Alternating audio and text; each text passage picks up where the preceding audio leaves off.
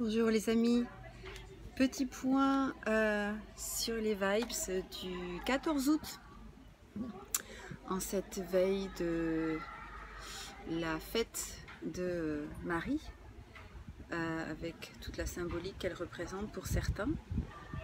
Marie étant protectrice, étant une énergie très protectrice des enfants. Voilà, ça vient de me passer par là. Je voulais vous faire une petite capsule pour vous parler de ce sacré mental. J'ai eu l'opportunité d'avoir quelques expériences d'accompagnement depuis la dernière fois que je vous ai parlé. Et m'est venu pas mal de réflexions sur l'autorité.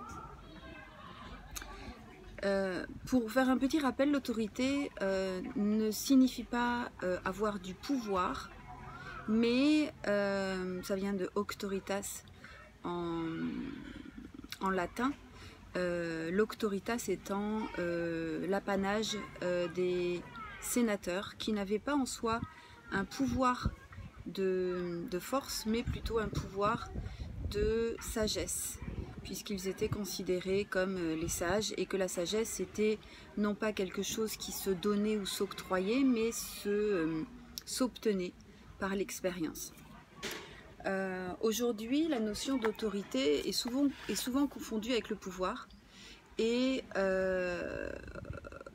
on a une interprétation des choses qui font que l'on se soumet à l'autorité. Alors que l'autorité est en fait, dans son étymologie, d'où l'importance des langues anciennes, des langues dites mortes que certains bien-penseurs, soi-disant, aimeraient voir disparaître de l'enseignement et de l'éducation de nos enfants et petits-enfants. Non pas que j'en ai, mais bon. L'autorité, en fait, a pour vocation de faire naître, de faire grandir et de façon très textuelle, de produire à l'existence. Donc, se soumettre à une autorité ne prévaudrait que si cette autorité a pour vocation de créer une dynamique évolutive et non pas involutive, quel qu'en soit le prétexte. D'accord ?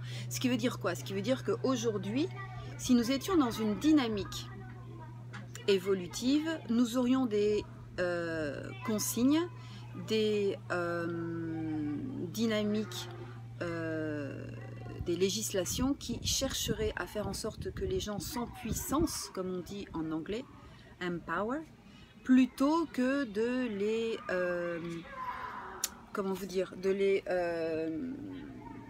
mettre en présence de messages anxiogènes, d'éléments qui viennent plus faire penser à une torture psychologique, et je fais référence à Biderman, à la charte de Biderman, qu'autre chose. Mais en fait, si j'en viens à parler de ça, c'est qu'aujourd'hui, en fait, on assiste en fait à une espèce d'analogie entre ce qui se joue au niveau des dites autorités, qui cherchent à contrôler les masses, qui cherchent à les obliger à... c'est une drôle de bête là déjà qui passe là. À les obliger à se faire TGXer, comme je me plais à dire, puisque pour moi ce n'est pas une vaccination, et cela dit en passant, je ne suis pas anti-vaccination, je suis moi-même vaccinée et j'ai vacciné mes enfants. Je suis anti-TGX. Une TGX étant pour moi une thérapie génétique expérimentale. En ce sens, je trouve très dangereux de vouloir systématiser ce genre de pratique quand on sait que la TGXisation des personnes ne les préserve aucunement de devoir suivre les requêtes de distanciation sociale, de port du masque, etc., etc., puisque ça ne les protégerait que de certaines formes du virus. Bref, je n'ai pas envie de rentrer dans ce sujet. Néanmoins, en fait, l'analogie que je fais est pour moi, est intéressante car les accompagnements que j'ai faits ces derniers temps ont montré à quel point le mental, et y compris le mien bien évidemment, quand je parle de mental, c'est les stratégies égotiques. Les stratégies égotiques, ce sont les manipulations cognitives qui vont prendre le pas sur des attitudes, des comportements, des choix que l'on fait en âme et conscience. Je précise ici que avoir conscience des choses, ce n'est pas savoir les choses. Avoir conscience des choses, c'est être en mesure de prendre de la hauteur pour réfléchir aux tenants et aux aboutissants de ce qui est en train de se jouer. Donc vivre en conscience, ce n'est pas vivre en savoir, en étant conscient que, par exemple, il faut rouler à 60 km/h sur les routes, ou à 80, enfin peu importe, d'accord? Non, c'est de, pour prendre le même exemple, de s'observer afin d'évaluer l'impact de cette obligation, par exemple, sur nos attitudes. Est-ce que nous roulons en conscience, à savoir que nous obéissons purement et simplement, auquel cas il n'y a aucune conscience, ok? Ou est-ce que nous estimons que dans cet environnement, il est important pour moi de respecter cette réglementation, et c'est la conclusion, le résultat d'une réflexion à plusieurs tenants et aboutissants. On a une véritable réflexion à partir du moment où on a au moins 3 tenants et aboutissants, puisque sinon on est dans une espèce d'automatisation, de réflexion duale, blanc ou noir, auquel cas il n'y a pas la même puissance de réflexion. Donc, l'analogie que je veux faire, c'est que le mental va nous empêcher de vivre les choses en âme et conscience, puisque il est l'orchestrateur de stratégies égotiques qui n'ont pour autre fonction que de garder la personne dans une habitude d'attitude et de comportement, que ce soit des valeurs, que ce soit des comportements compulsifs, dans l'espoir de protéger la personne d'éventuels dangers, d'éventuels inconforts, d'éventuelles souffrances. Et en soi, c'est une mécanique cognitive très vertueuse, sauf que cette mécanique cognitive s'est installée à un âge de non-raison. Et on va avoir en fait des personnes qui vont continuer à être dans une attitude obsolète et involutive et non pas évolutive. Je vais vous donner un exemple. Une personne qui aurait eu une habitude d'être malade petite parce que ou petit parce que ça lui a montré que finalement les gens s'intéressaient beaucoup plus à lui, va utiliser la maladie comme stratégie égotique.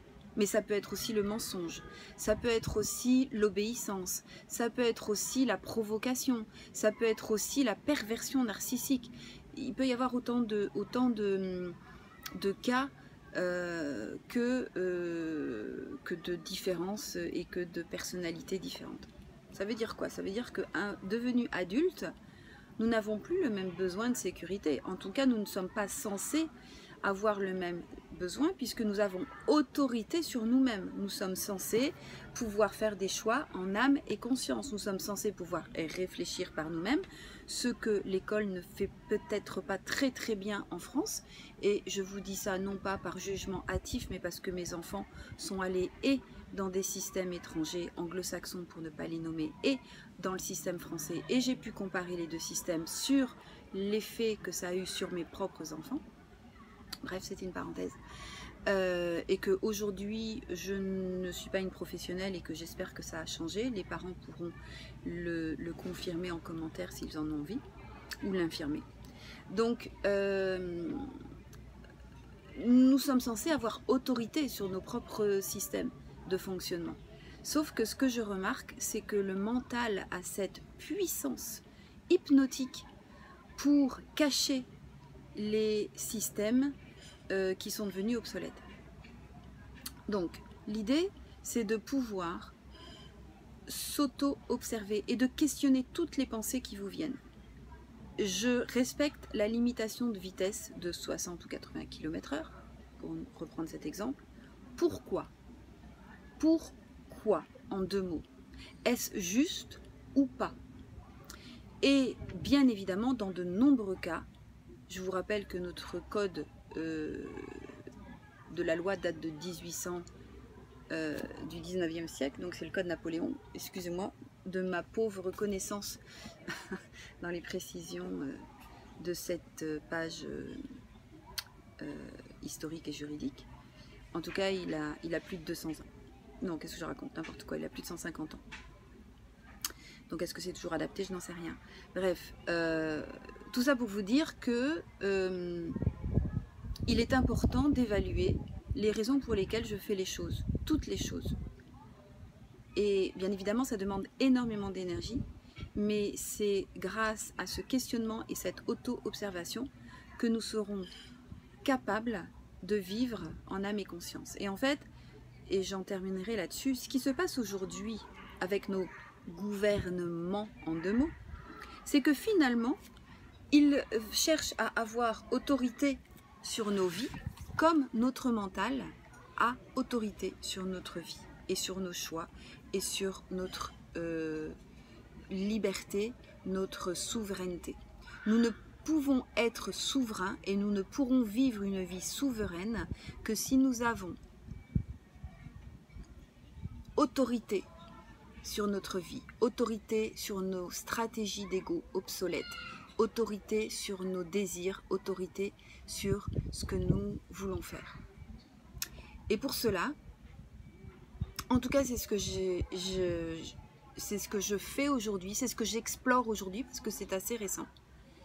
Je choisis d'observer les miroirs qui me sont présentés. Je sais par exemple, sans aucune indiscrétion, on s'en fout complètement, c'est que j'ai observé que les personnes à qui j'ai tendance à donner mon attention et mon énergie me renvoient des attitudes de non-priorisation. Voilà, et c'est très simple, mon père m'a renvoyé ce mode de fonctionnement.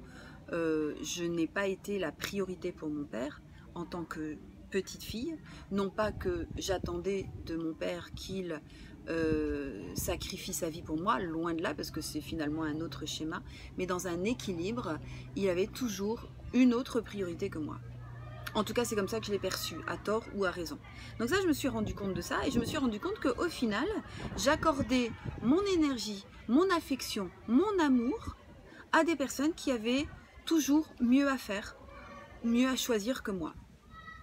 Et donc aujourd'hui, dans mon vécu, j'ai choisi de changer ça en âme et conscience parce que je ne veux pas vivre ce genre de situation. Et donc, d'un point de vue très pragmatique et pratico-pratique, quand les personnes vont avoir, alors, non pas qu'elles se choisissent elles, parce que ça je trouve ça sain, mais si elles choisissent d'avoir une attitude, un comportement qui me met en xème position et que je sens que c'est parce qu'elles-mêmes ne se choisissent pas, je romps. Je romps la relation, momentanément, mais je romps la relation. C'est-à-dire que je choisis de ne pas vivre ce schéma. Je ne sais pas si je suis très claire. Donc, qu'est-ce que je pourrais vous donner comme autre exemple? C'est un peu compliqué. Je vais y réfléchir. Mais je ne veux pas faire cette capsule, je ne veux pas rendre cette capsule trop longue. En tout cas, si vous avez des commentaires sur ce sujet, s'il vous plaît, partagez-les, ça peut être éclairant pour d'autres personnes. Voilà. Donc, si nous vivons des situations toxiques, des situations malveillantes, des situations oppressantes, c'est peut-être, je dis bien peut-être, parce que notre mental nous fait vivre des situations oppressantes, des situations inacceptables, des situations angoissantes par la reproduction encore et encore de schémas et de stratégies égotiques qui sont devenus pour nous obsolètes et dont nous devons absolument nous débarrasser si nous voulons évoluer vers un être de conscience supérieure. Voilà, c'est ce que j'aimais vous partager. Je suis de tout cœur avec les personnes qui manifestent, et le sens manifester a pris une dimension tout autre. Pour moi, la manifestation est une empreinte dans la matière. Donc quand vous manifestez un besoin de respect, eh bien vous allez le manifester par des actions, des refus de situations où vous ne ressentez pas ce respect être présent pour vous. Je vous embrasse, je vous souhaite plein d'amour, plein de lumière, plein de choix, d'attitude, de compréhension, en amour et conscience. Et à nouveau, si je peux vous être utile pour un accompagnement, les informations sont en description et je serai ravie de faire cette exploration. Bientôt, à partir de la prochaine nouvelle lune, je ferai sur les nouvelles lunes et sur les pleines lunes, des rituels sur l'eau. Donc si ça vous intéresse, prenez contact avec moi, peut-être pas en présentiel, mais en tout cas en distanciel. Prenez soin de vous et belles observations.